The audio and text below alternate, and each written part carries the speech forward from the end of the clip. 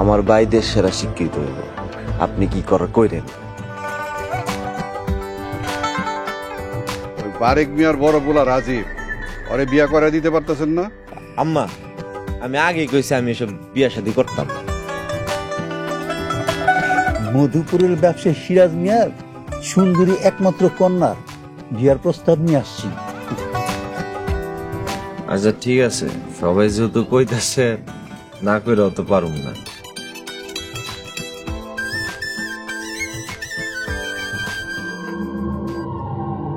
তার সব সম্পত্তি রাজীবের নামে নিয়া তোমার তো না শরিক বানায় দিছে।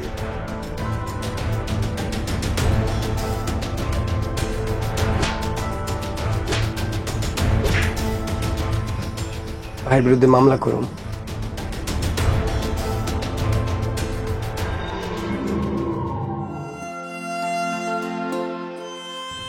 সম্পত্তি এমন এক জিনিস, এটার লেগে আপন পর হয়ে আছে।